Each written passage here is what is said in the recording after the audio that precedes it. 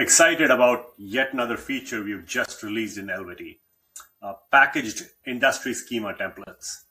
So when you use a product to migrate or import data, the way you tell it what you want the imported data, the finished product to look like, is through a target schema. A target schema tells the product what the column should be, what the constraints on each one should be. Like this one is an ID and is required versus that one, which is age and should only be a positive number between 0 and 120, and so on. The target schema is usually dictated by the requirements of the downstream application that will be importing the data. And in these cases, we can reverse engineer the schema by analyzing a template or a sample, or by connecting to your app database. But sometimes you don't have such a template or sample on hand. And for those cases, we have built-in schema templates and sample data. So let me show you how that works. Let me start creating a new project. And then when it asks me about the schema, I say I want to create a new one. And then I choose the Prebuilt template option. I hit next.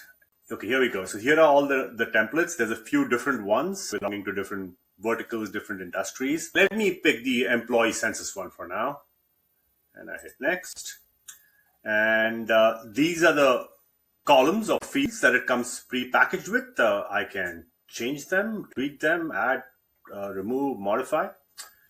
For now, I will just go to the next step, which is the validation rules. So, what are the rules for each column? I can see that employee ID is required. Department is only allowed to be one of a certain prescribed set of values. I can change all this, obviously, but for now, I'll just hit the button and move on to the next step, which is attaching the data. So, giving it the data that is to be mapped to that schema.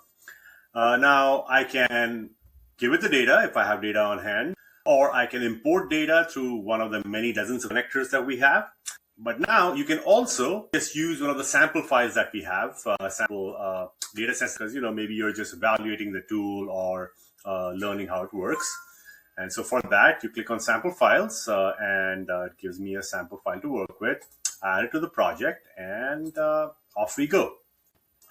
Now, Elvity will take you through the process of migrating your data to match your template, validating it, testing it, and then potentially even pushing it or publishing it to a downstream location. That's covered by other videos. So check us out at www.elvity.ai.